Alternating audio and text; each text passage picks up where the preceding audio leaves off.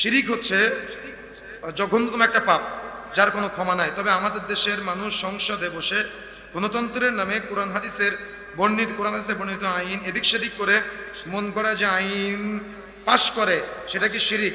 এবং যদি শিরিক হয়ে থাকে তবে শরিয়া আইন বাদ দিয়ে গণতন্ত্রের বিশ্বাসী সবাই কি মুনাফিক নাকি কাফির হবে? আচ্ছা, এটা গুরুত্বপূর্ণ একটা বিষয়, মনে রাখতে হবে। জনগণ সর্বভৌম ক্ষমতার উৎস না, সর্বভৌম ক্ষমতার উৎস হলো আল্লাহ। যদি কেউ জনগণকে সর্বভৌম ক্ষমতার উৎস মনে করে তাহলে এটা শিরিক হবে। কথা বুঝতে পেরেছেন?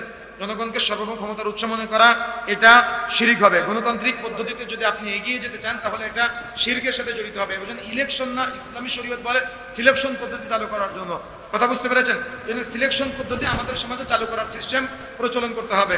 তবে যদি গণতন্ত্রকে প্রমোট করার জন্য কোরআন হাদিস বাদ দিয়ে আপনি কোরআন হাদিসের আইন বাদ দিয়ে ব্যক্তি আইন, রচিত আইন যদি চালু করার চিন্তা আপনার বেঁধে থাকে তাহলে আপনি প্রকৃত ইমানদার থেকে বের হয়ে যাবেন। প্রকৃত মুত্তাকি হওয়ার জন্য আমাকে অবশ্যই কোরআন ও সহিহ হাদিসকে, আপনাকে কোরআনকে এবং হাদিসকে আমাদের সব কিছুর জন্য, তার মানে সর্বত্র সংবিধান আমাদের মনে করতে হবে। কথা বুঝতে পেরেছেন?